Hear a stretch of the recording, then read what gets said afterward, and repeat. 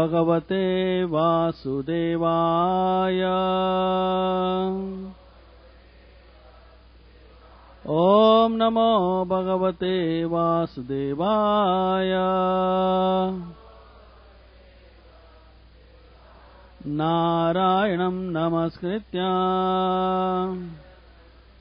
नरं चैव नरोत्तमं देवीं सरस्वतीं व्यासं ततो जायमुदीरये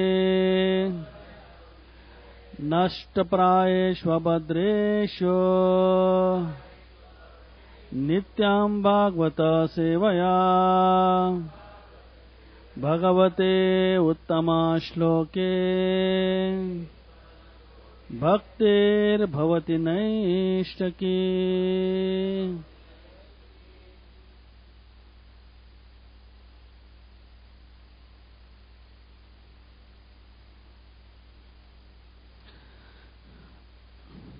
Reading from Srimad Bhagavatam, Canto 10, Chapter 14, Text number 2, Chapter entitled Brahma's Prayers to Lord Krishna.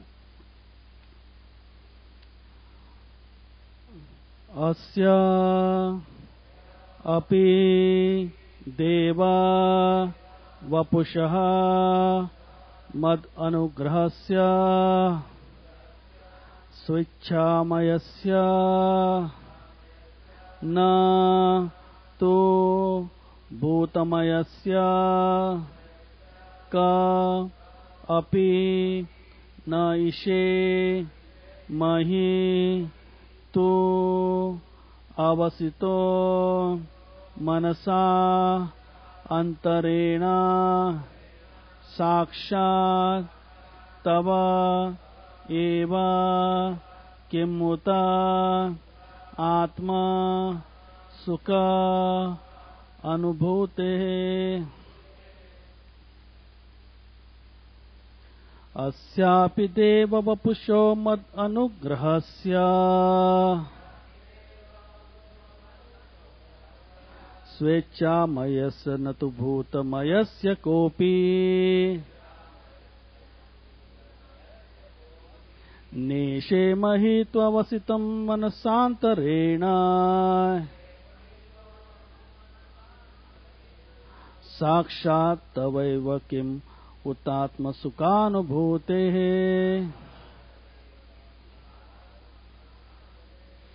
अस्यापि देव वपुषो मद अनुग्रहस्य स्वेच्छामयस्य न तु भूतमयस्य कोऽपि नेषेमहि तवसितं मनसान्तरेण साक्षात् तवैव किम् मुतात्म सुखानुभूतेः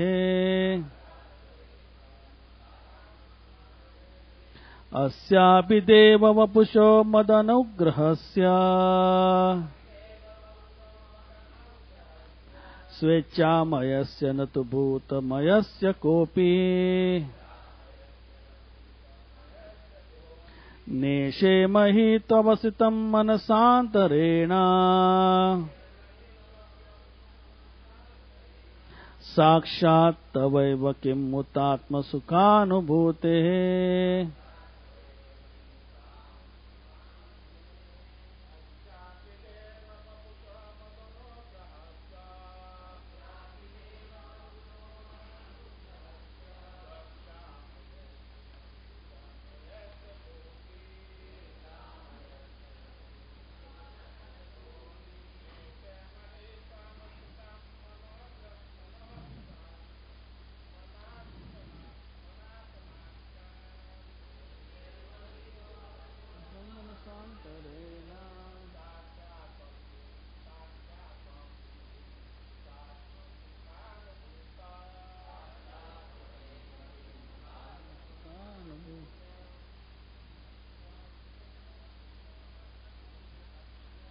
अस्यापि देव वपुषो मदनुग्रहस्य स्वेच्छामयस्य न तु भूतमयस्य कोऽपि नेषेमहि त्वसितं मनसान्तरेण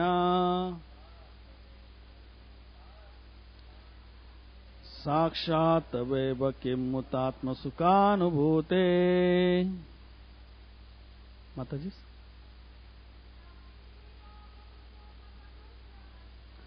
नस्यापि देववपुषो मदनुग्रहस्य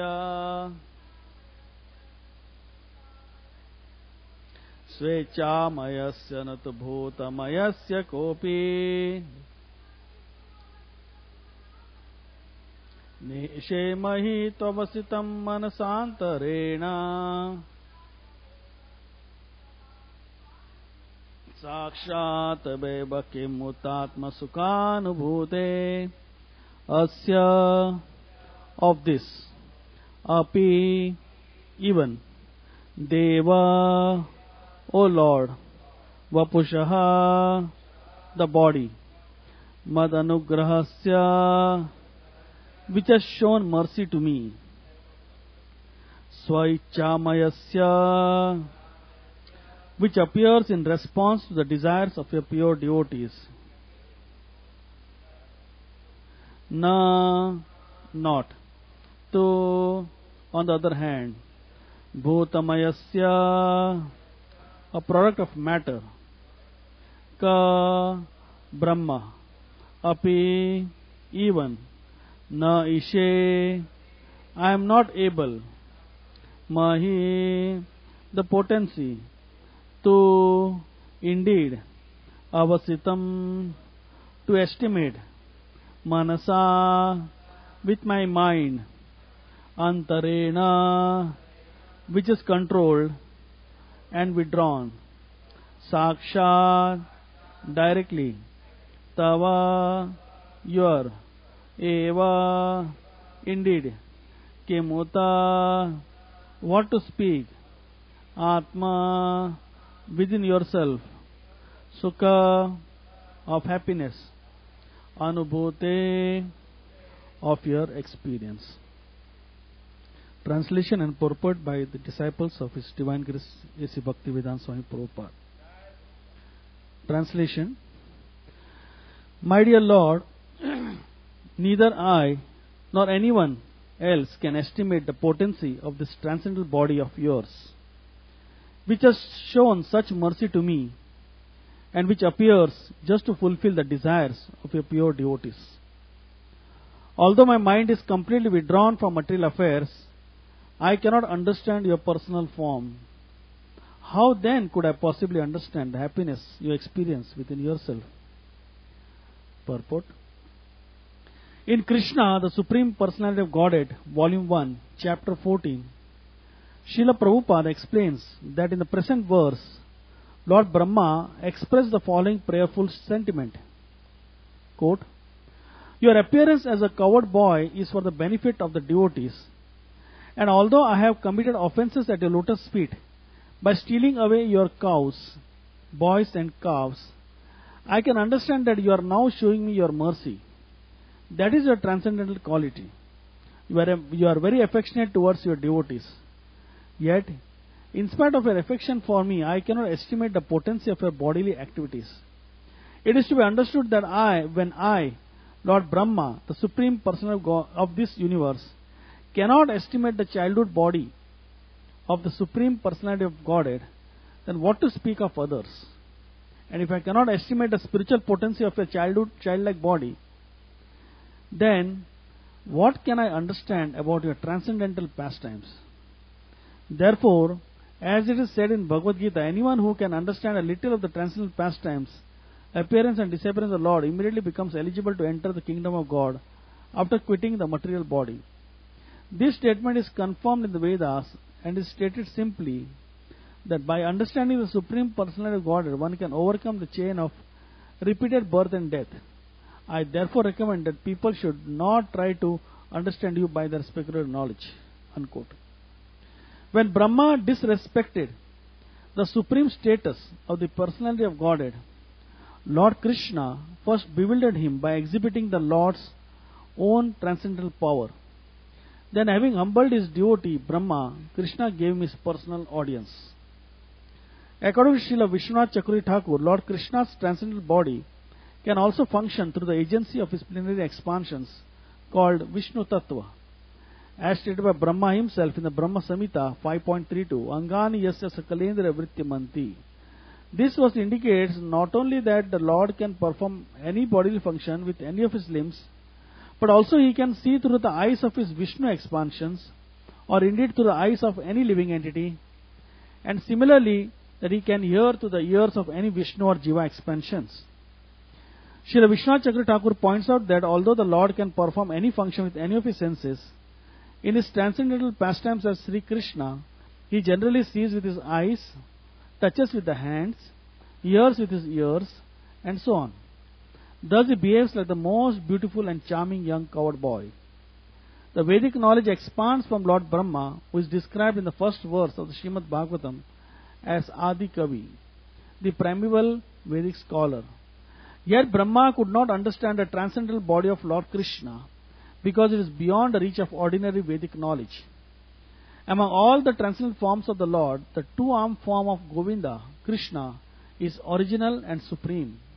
Thus, Lord Govinda's pastime of stealing butter, drinking the gopis' breast milk, tending the cows, playing his flute, and playing childhood sports are extraordinary, even in comparison with the activity of the Lord's Vishnu expansions.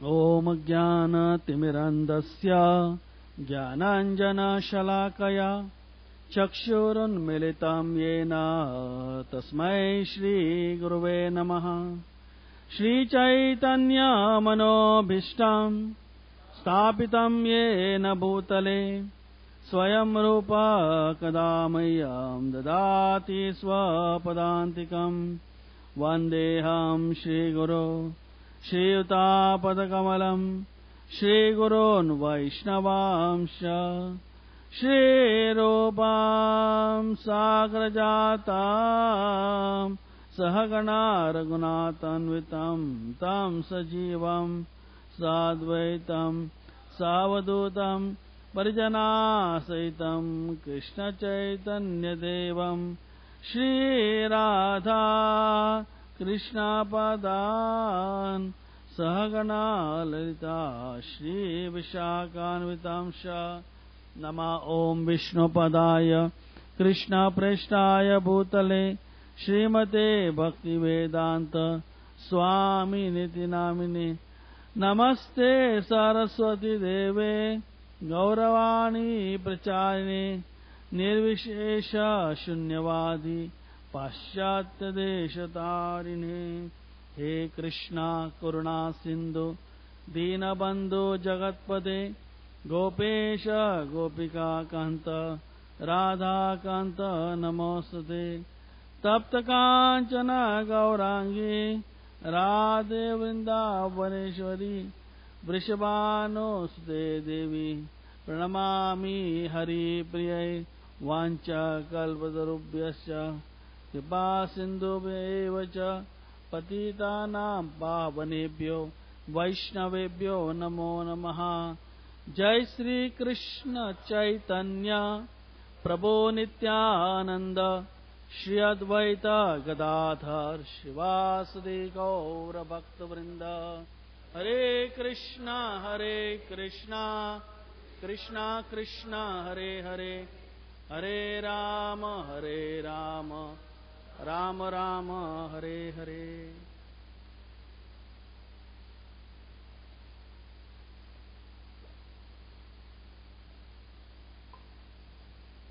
Hare Krishna.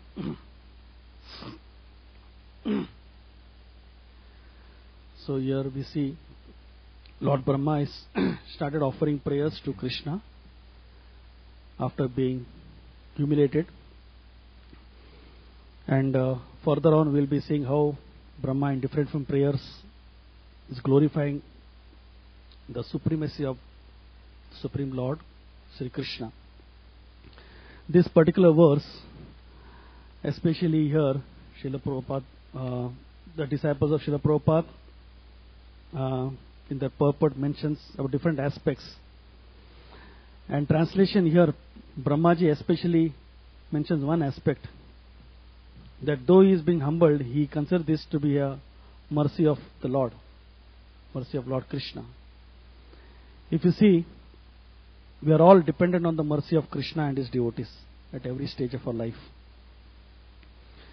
By the Maya Shakti, we are all condemned to be here suffering in this material world, threefold miseries upon us, and continuously wanting cycle of birth and death. That's how Maya keeps us in illusion. There is no hope for us.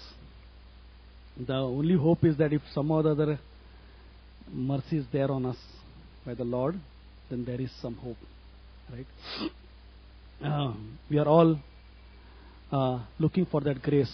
As His Holiness Radhanath Swami Maharaj in his Mayapur Yatra, he was mentioning that we all want, I have come here for obtaining the grace of the Lord.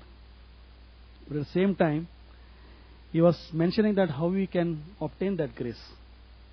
In the second day of his class, he was mentioning that we may memorize so many scriptures, we may probably eat one food grain a day, probably we may sleep only for 5 minutes a day, maybe we may construct temples, we may maybe feed a millions a day, maybe chant 1 billion rounds, or probably we may have mesmerizing kirtans, but all that will not get the grace. And then later on he mentions that how only when we are very sincere, serious, and very eager to serve the Lord and his devotees through him, then, and without any ulterior motives, he said, then Srimati Radharani, who is the source of the grace, will be eager to give that grace to us. So very nice point, how we have to be crying out for the grace. He was saying that how bhakti is not about, just doing some work and offering the fruits. It's for bhakti is crying for that grace. The odds are against us in this material world. We may perform so many activities, but all these activities bound us to this material world. The three modes of material nature bind us so strongly that's very difficult for any one of us to escape. So in other words, you can say we are actually in a hopeless state. But in that hopeless state, we have a hope of Krishna's mercy on us. And that's what here Brahmaji is showing by his example, that how by the mercy of the Lord that he's been in that position. He's offering wonderful prayers here. Krishna's mercy on Brahmaji, how was it? By humbling him. That's the nature of the Lord. The Lord doesn't like his devotees to be proud about the achievements. The Lord always tries to see how his devotees are in a humble state.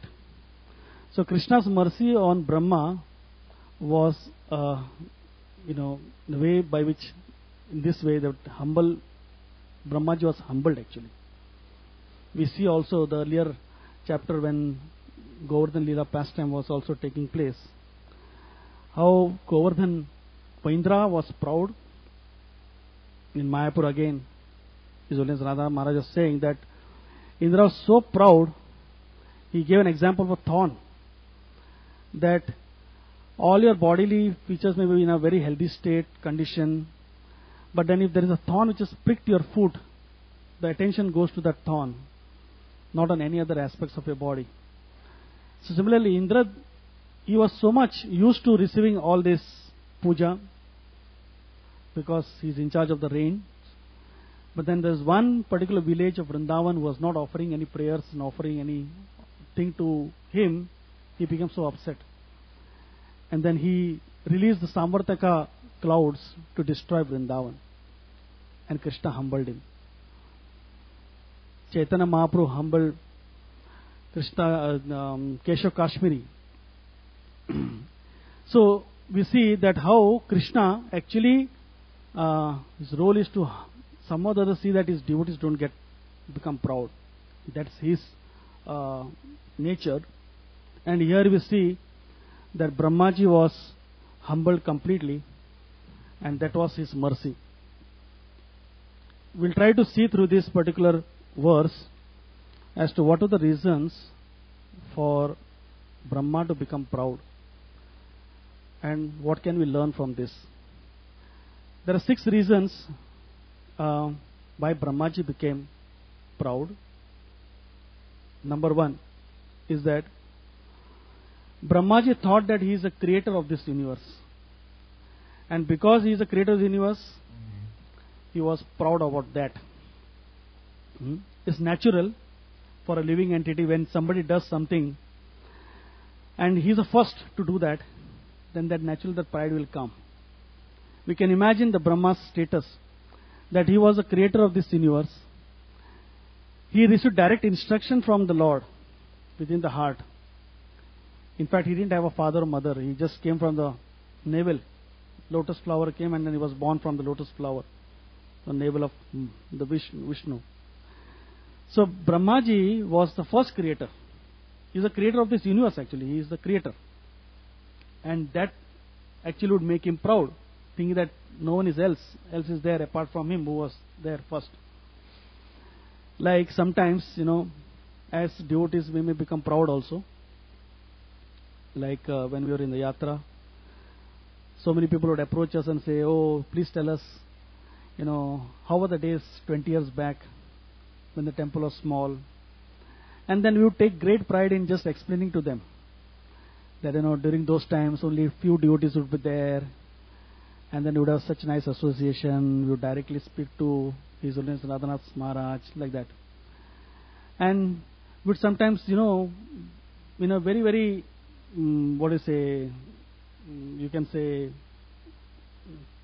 proudly we would just make those statements, little realizing that we are actually bringing ourselves into a very, very precarious situation. Because by being in that position and trying to explain or trying to narrate to them, we may think that we are better than others, and that may be the cause of the fall down. And that's what I realized, that it's not that after speaking, then I realized that is it that I am considering myself to be better than them? It's just that I happen to be there at the first instant, that's all, nothing else. But there are so many others who have taken shelter of this movement, who have come afterwards, and they're so serious, and they're so eager to serve, so eager to hear, so eager to do wonderful activities for the pleasure of Srila Prabhupada. So I was thinking that sometimes that pride can be there, that you are one of the first, or one of the chosen, and that can bring about a fall down in your life. So Brahmaji was a creator of this universe. In fact, he thought that, well, nobody is there who is before me. I am the first. So that was one thing. Second reason is that Brahmaji was the most intelligent person. He has 4 heads. So definitely, intelligence is beyond comparison. He had to have that intelligence, because to create such a universe and maintain, wonderfully, he had to have that intelligence. And because of that intelligence, he was proud about that too. We may have so many qualities. We may have so many, abilities which can make us proud. For Brahmaji, it was his intelligence. But for someone else, it can be something else. Someone may be a good orator, and he may be proud about that. Someone may be a good artist. He may be proud about that artistic abilities. Someone may be able to do wonderful activities. He may be proud about those activities. So anyone can be proud about those activities, those things which he has possessing. So Brahmaji had that intelligence, and he was probably proud about that. He just thought that he is the most intelligent. There is no one. Like sometimes when you go to preach, especially our, preachers, when they go to the colleges, and if you go to the prestigious universities, who are scientists, scholars, they may not accept what you preach, because they think that they know better. They think that they are the most intelligent people, And they may challenge you, say, how do you know that there is God? Prove that there is God. Huh? And they may have unlimited ways of, arguing the fact that, there is no God existing. And what to speak of Brahma, who is the most intelligent of all, and pride definitely can come, right? The third one, Brahmaji had become proud because he was, as His Holiness Radha Maharaj would mention, that he was an ivory tower. Many times, His Holiness Radhanath Maharaj would tell us, especially the counselors, that don't be on an ivory tower. What do you mean ivory tower? Means you are in such a high position and such a highly placed that nobody is there with you. You are aloof from others. That means you are all alone. Brahmaji on Brahma Loka. And that Brahma Loka is a planet where nobody would even invade. Even the Rakshasas, the demons would not even go there to attack. Brahmaji in his own position, own place. The topmost planet in this universe, you can say. And because of that, he hardly has that type of association also. Probably if he had that association, somebody would have told him, Brahma, don't do this particular activity of stealing the coward boys and the cows. But because Brahmaji did not have such type of association, he was in that particular position where nobody could have instructed him or nobody could have guided him to do that, to the right thing. Many times we may also place ourselves in that situation. We may become proud about our own activities, and then we may think that we are better than somebody else. We may think that we know better than others, our fellow devotees, and then we may distance ourselves from the association of those. And we distance ourselves from the association, then we place ourselves in that precarious situation like ivory tower. And in that situation, we can commit mistakes. And we may not realize what mistakes that we are committing. So, for Brahmaji, that was the position. Brahmaji did not realize that, he is committing something which is quite dangerous. He was actually directly stealing the coward boys and the cows who are nothing but the expansions of the Lord Himself. They are His, the closest ones. And stealing directly the Lord's associates is what Brahmaji did. And there was no one to tell him not to do. Right? So this was another reason why Brahmaji was proud about his own thing and why he was to be humbled. Then the fifth reason is that Brahmaji did not engage in any direct service to the Lord. It said that, even Yashoda Mata and Nanda Maharaj, though they were very closely associated with the Lord, they would perform services for the Lord's pleasure. But Brahma was one personality who never engaged in some service to the Lord at all. It's just that, he was there. He knew that he has direct connection with the Lord. When some demigods were in danger, then what the demigods would do? Demigods could directly go and approach Brahma. And Brahmaji just say, okay, I received instruction, all of you do this, all of you do that. So Brahmaji was never in any direct service to the Lord, and which is also another lesson for us to learn, that however great you may be, if you are not in some engagement, some service for the Lord's pleasure or in service of Lord's devotees, then you may be bewildered by some activities. It's very important. That's why we find that in the Navadvip Mahatmya, how Brahmaji became so much, ashamed of his activity. It is said that at the end of Dwapar Yuga, Brahma actually went to Navadvip to perform austerities over there. He realized that, he actually stole these coward boys and cows and he was ashamed. He tried to trick Krishna, but he actually was defeated by his own tricks. And then he started praying that, all these things I did, and it's only because of my folly that I did this job. If only I wish I would have just been some way engaged in some service to the Lord. You're saying that if I was a coward boy, then I would have just served Krishna directly. I would have got Krishna Prem, and I would have enjoyed the rasa. So thinking like this, he just went to Navadvip and started praying there for the Lord's mercy, for Gauranga Mahaprabhu's mercy over there. And he said, this time I will not be fooled.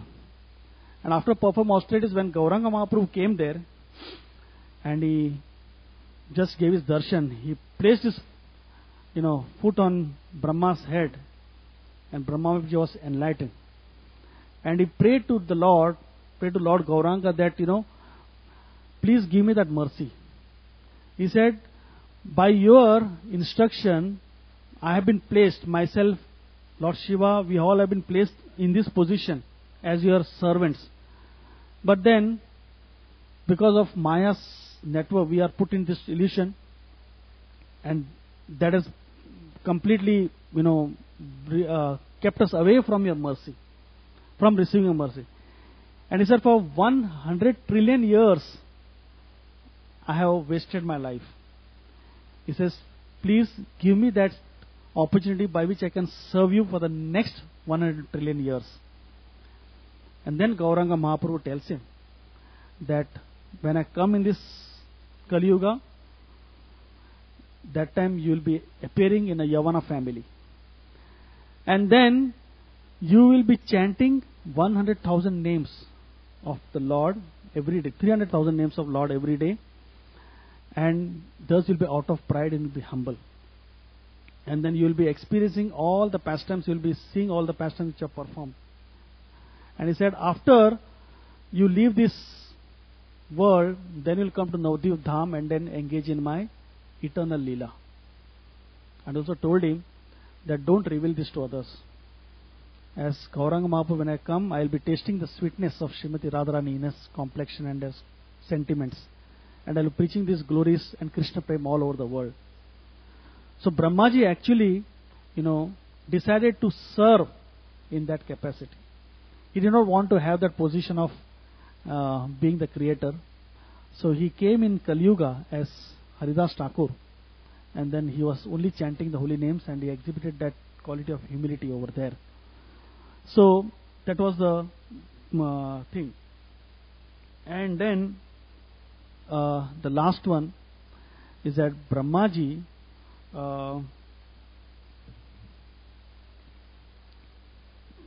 took the Lord for granted. In fact, it is said that because Brahmaji had direct connection with the Lord, sometimes you may consider the person to be like you, or maybe an ordinary person. Brahmaji considered like that. Brahmaji thought that probably he's the same personality which I have been interacting with, and then I don't have to be very cautious about it. I can just deal with him the way I can. So he took the Lord for granted. That was the biggest mistake that he did. Otherwise, anybody else, if you understand that he is a Lord, would not even behave in that way. But because Brahmaji took the Lord for granted, he thought, I can just take the liberty of stealing the coward boys, I can take the liberty of stealing the cows, I can do any mischief. And then because of that, he had to be bewildered. That was one reason. Another thing, just a lesson for us to learn, that how, that for Brahmaji it was a Lord whom Brahma took for granted. But for us, it's the devotees whom we cannot take for granted. Each and every devotee is precious, and their association is precious for all of us. In fact, Srila Prabhupada mentions once that you do not know whom you are sitting next to. In a class he was saying that only if you had known who you are sitting next to, then probably you will faint. That's what he was mentioning. So we do not know. Sometimes we may behave with someone thinking that he is a very ordinary person, and we may try to just exercise our influence or probably exploit the person. but we may not realize who that person who is there next to you or whom you are interacting with. So that's why each and every person is worth glorifying, worth appreciating, worth taking association. Especially the ones who are quite engaged in the Lord's service. The senior advanced devotees, the spiritual master, So one cannot take their association cheaply. One cannot take their physical association very cheaply. And you cannot take their association for granted. Prabhupada once mentioned that, sometimes, not Prabhupada, once His Holiness Tamal Krishna Goswami Maharaj mentions that, sometimes Srila Prabhupada will just be with us. He would just talk with us, interact with us, But then, he said that sometimes we have to be very cautious whom we are dealing with also. He may just he may sit with you, he may talk to you like an ordinary person, and we may think that, oh, he's like me. Sometimes spiritual master may pat on your back, but doesn't mean that we also pat him. Because he patted. We have to understand that etiquette, we have to understand that, whom are we really interacting with, whom are we really dealing with. But then, nature of this conditioned mind is that, when somebody comes very close to us and maybe sits and talks, we may think that that person is like me, and then we may take the person for granted. We have to be cautious. That's the reason it's said that when you are associating with your spiritual master, you have to be very, very careful about, how you are taking that association in a very serious manner, not take it very cheaply. It is said that the Vapu association, that is the physical association of the spiritual master, is taken so that we can take care of the Vani very nicely, or we can follow his instructions very nicely. The Vapu is not to enjoy. We are not taking association of a spiritual master or some other Vaishnavas for enjoyment. But the enjoyment is so that we can hear from them, and then whatever the instructions are there, we follow that in our own lives. That is what is really important. So when we are actually associating spiritual master, it's actually associating through his Vani. That is more important than the Vapu. Because when you are close to your spiritual master, it may happen that, we may try to find out some faults, the physical faults, or probably we may just take the person for granted, spiritual master for granted. His Holiness Gaur Govind Swami Maharaj, in his Krishna Katamrit Bindu, is it Krishnamrit Bindu? Many years back, he was mentioning one very nice point. He was saying that the spiritual master can never be controlled by his disciple. He can never come under the control of his disciples. If a disciple at any time tries to control his spiritual master, the disciple will get bewildered. He says, never control your spiritual master by your actions. He says, always remember that a spiritual master is directly under the subjugation of the Lord. So that is one thing that we should really understand. That's with the spiritual master. But with other devotees also, the same thing. That when we associate with other devotees, we have to always humble ourselves. Realizing that, that person is glorious. That person is worth being appreciated, worth taking shelter of. Like many times, many people in Shridham Mayapur, when they were discussing with me, and I was just tell them, that there are so many devotees who came after me, and that time I would think that, this person is an ordinary person. But then, so many people now doing so many wonderful services that I can never but only just glorify them and glorify their activities. But that gave me one lesson to learn, that who knows who is going to do what in the future. Somebody may be sitting in front, may be listening, and I may think that he is a devotee who has come just few months before. But maybe after 5 years down the line, who knows what that person is up to, doing something, maybe something so great that you can just sit back and just appreciate and glorify that personality. So that's the thing. One has to see that, the devotees are not taken for granted. Here, Brahmaji took the Lord for granted, and that's one thing we have to understand that. So, said that the sixth lesson, as it's mentioned in the purport here, Brahmaji disrespected the supreme status of the personal Godhead, and that's why he was also humbled. Brahmaji disregarded, that's very important to understand. Means he might have understood that he is a supreme personality, but at that moment of time he disregarded the supremacy of the supreme personal Godhead. That's why here Brahmaji is offering prayers that no one else, neither I nor anyone else, can estimate the potency of this transcendental body of yours. And he said, although my mind is completely withdrawn from material affairs, I cannot understand your personal form. See, Brahmaji realizes that. But at that particular time, Brahmaji actually did not, consider the supremacy of the Supreme Personal Godhead, transcendental feature of the Supreme Personal Godhead. Because the Lord is transcendental by nature, is beyond the three modes of material nature, and because he is beyond the three modes of material nature, his activities are extraordinary, beyond our imaginations. When Brahmaji is saying like this, that, with all this, he is saying, my mind is completely withdrawn from material affairs, but still I cannot understand your form. So what to speak of us? Maybe we are in a position where we can get bewildered every moment of time. Here Brahmaji is saying that his mind is withdrawn from material affairs, but still he cannot understand the personal form of the Lord. Krishna's nature is transcendental. He can do any extraordinary activities which can bewilder any personality.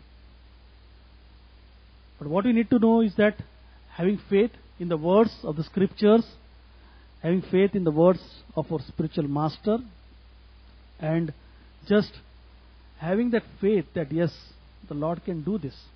Srila Prabhupada gives a very nice example of, all of us know that, the Brahmin and the cobbler. That how the Brahmin was very proud of his, material knowledge. And the cobbler was a simple man. And then when he was to go to, he said, I am going to Vaikuntha. Is there any message? The Brahmin said, please ask him when I am coming back. The cobbler said, please tell me what the Lord is doing. So when he went there, he said, the Brahmana was asking when he is coming back. He said it will take millions of lifetimes for him. So Narad Muni was shocked. Said, what about a cobbler? He said, cobbler will come back immediately after he leaves his body. So Narad Muni is more bewildered. He says, how do I understand this? He says, just ask them one, if they ask you one question, just tell them what the Lord was doing. Just tell them that the Lord was threading an elephant through the eye of a needle. So when he came back, the Brahma said, did you ask when I am going to go back? He said, yeah, Lord said many millions. He says, false. I don't think you have gone to the Vaikuntha Loka to meet the Lord. So he said, okay, if you had gone, just tell me what he was doing. He said he was threading an elephant through the eye of a needle. He says, see, how is it possible that he can thread an elephant through the eye of a needle? So then Naradji understood. When he went to the cobbler, he said, what was my Lord doing? He says, Lord was, said, and the Lord said that you can go, we'll be going back to him after this, leaving this body. Then the cobbler said, my Lord is so merciful.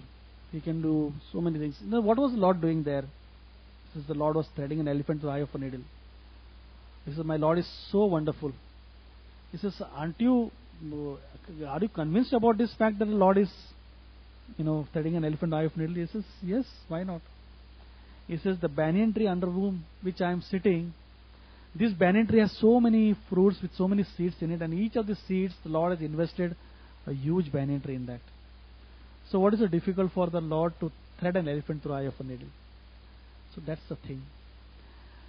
Now this is just for us to understand, but when you hear through the sound vibration from a self-realized soul, from the scriptures, then we accept what the Lord is doing. Lord's activities are extraordinary. Lord can do anything. Angani yasa sakalendra vritti manti. Lord can eat through his eyes. Lord can smell through his eyes. He can do anything to anything. In fact, Vishnu Chakra Thakur is saying that Lord can see through the expansions also. Lord can see through the other living entities also. What to speak of only his eyes, but then just... So this is something which one has to understand. So Lord Brahma, in fact, he disregarded the supremacy of the Supreme Personality of Godhead. He should have understood that. He interacts on and off with the Lord. He should have known that this is his nature. He should not have tested the Lord. He thought maybe, no, I don't think he's a person whom I'm worshipping. He's just an ordinary person. He just tried to, take on the Lord by just stealing the cowherd boys and the cows, And then what did Krishna do? Krishna just humbled him out. He just, expanded into equal number of cowherd boys and cows, and then performing the pastimes like as would any time do. And Brahmaji was completely bewildered, and he considered himself to be so insignificant. He was giving an example how a glowworm in the night thinks that he is giving light to everyone, but then when the sun comes out, glowworm doesn't have any of his.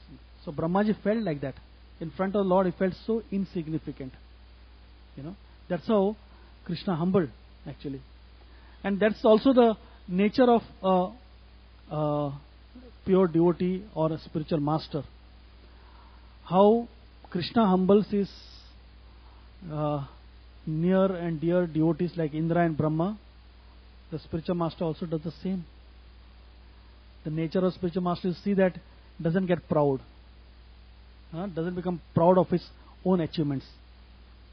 The spiritual master, through his sound vibrations, instructs his disciples as to what one should do and in what consciousness one should do.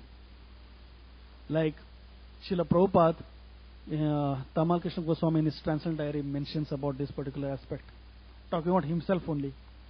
All of you know this also, that once Srila Tamal Krishna Goswami Maharaj, he just got the painting of Murlidhar Prabhu, which he had made of the Vaikuntha planets. And then Prabhupada was appreciating that. And then he was, discussing the plan, how the Lord creates this universe and how the spiritual planets are. He was explaining to all his disciples. And then he was showing that one corner, he was showing how Mahavishnu is there in one corner of this whole creation. And Mahavishnu, from his pores, millions of universes are coming out. And in each of the universes, he again expands as Garbhodakshaya Vishnu. And then through him so many universes come out, so many planets come out. And he says, out of which Earth is one of the planets. And within that planet, there are so many continents. And after this, America is one of the continents. And in America, there are so many states, of which Los Angeles is one of the states. And in Los Angeles, there is this one city, one small city, Senac Boulevard, which is a city which is named. And in this city, there are so many streets. And there's one of the streets, there is one temple, Hare Krishna temple. And in this one temple, there is one person sitting there, is Tamal Krishna, and he thinks that he is great. So this is what it's trying to mention, that how insignificant we are in comparison to the Lord. And we think ourselves to be great. Sometimes the spiritual master, through his instructions, or directly, sometimes, instructing his disciples, makes us realize, or makes the devotee or the disciple realize his real position.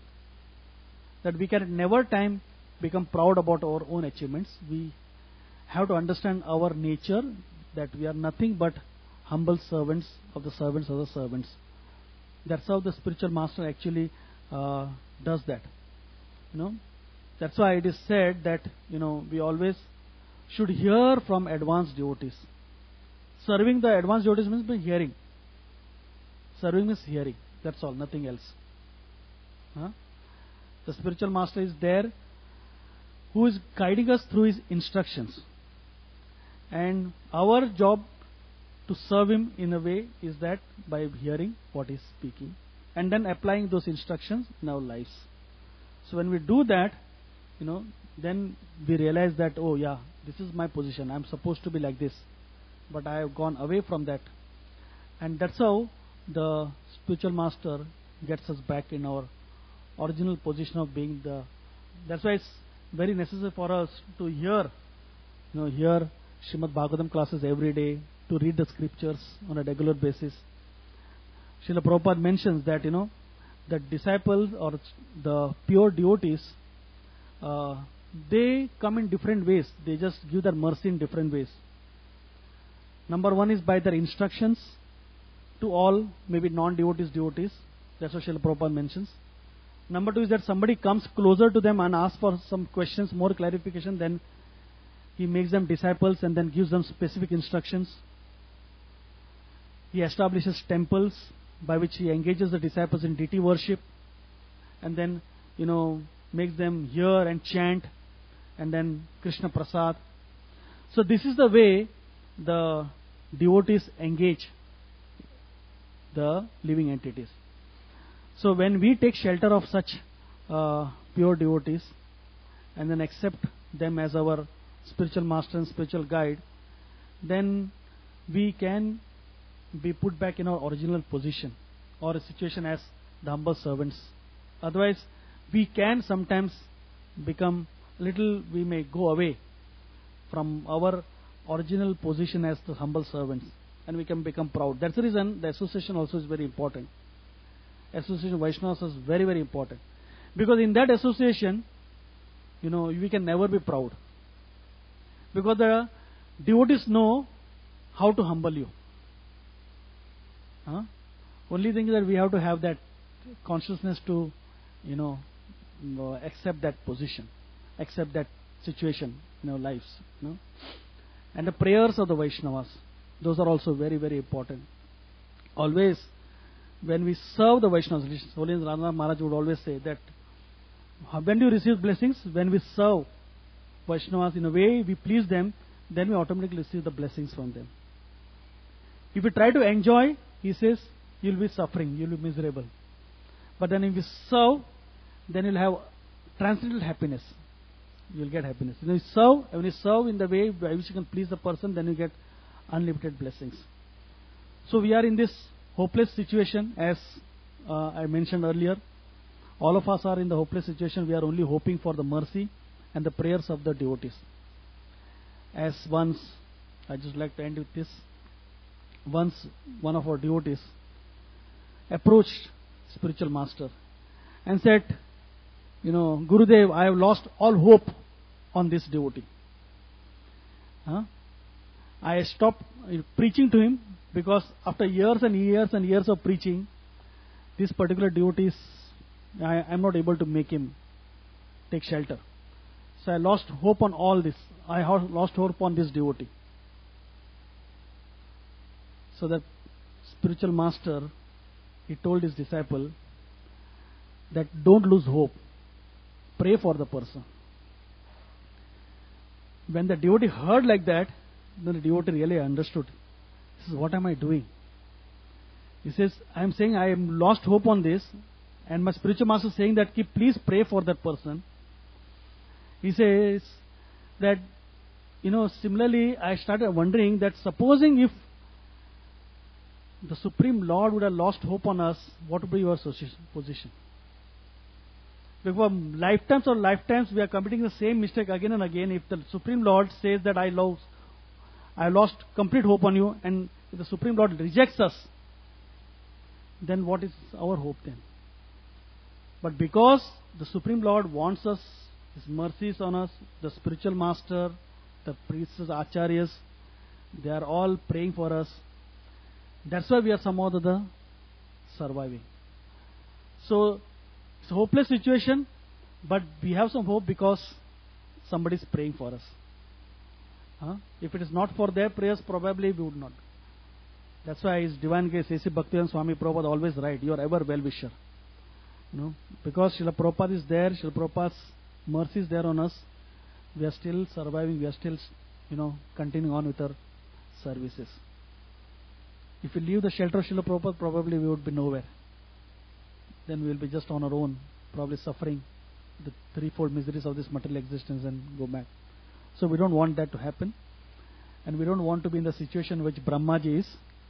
So we can just meditate on those particular aspects and realize that, we may not be in the position of Brahma, but then in a very, very small way we can be in that position and we can become proud. And that's why we need the constant prayers of the Vaishnavas and the prayers of our fellow God brothers, God sisters, and accept their mercy in whatever way it comes. Hare Krishna. Grantaraj Srimad Bhagavatam ki jai. Srila Prabhupada ki jai.